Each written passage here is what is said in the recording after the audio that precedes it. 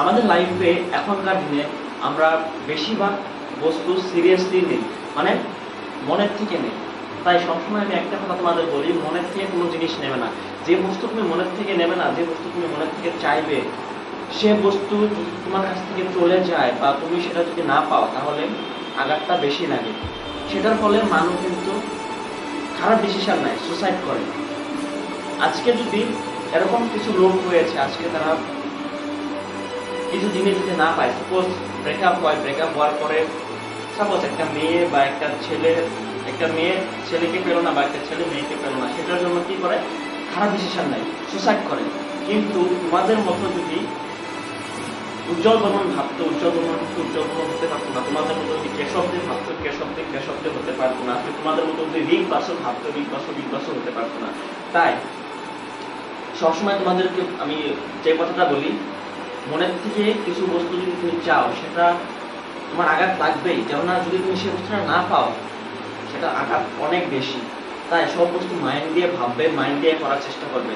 সেটার ফলে তোমার আঘাতটা মানে কমে যাবে, আঘাতটা এতটুকু লাগবে না।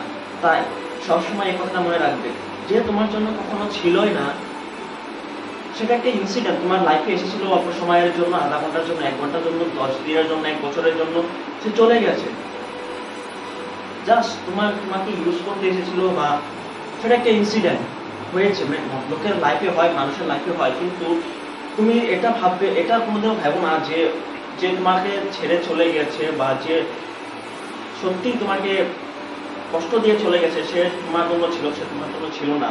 এটার থেকে আমরা লেসন শিখতে পারি। এটার থেকে আমাদের এরকম কিছু সেলিব্রিটিরা রয়েছে, ব্রেকআপ হওয়ার পরে আজকে তারা এতটুকু পপুলার, এতটুকু ফেমাস। যদি ব্রেকআপ না হতো, কেশবদের কিন্তু কেশবদের হতে পারতো না। আজকে উজ্জ্বল বর্মন হতে পারতো না। বং মিডিয়াকে তোমরা দেখতে পারতো না কতটুকু সাকসেস হয়েছে যদি তার ব্রেকআপ না হতো। তাই তোমাদের বলি, কিছু কিছু জিনিস আমাদের শিক্ষা দেওয়ার জন্য হয়, কিছু কিছু জিনিস আমাদের শিক্ষা দেওয়ার জন্য আসে। তাই সবসময় এই কথাটা মনে রাখবে, যে বস্তুটা তুমি করতে চাও সেটা 100% দিয়ে করো, কিন্তু দিল দিয়ে নয়, মাইন্ড দিয়ে করার চেষ্টা করবে। তো বন্ধুরা, এটা তোমাদের আমি বলতে চাই যে কোনো বস্তুতে দিল লাগেও না।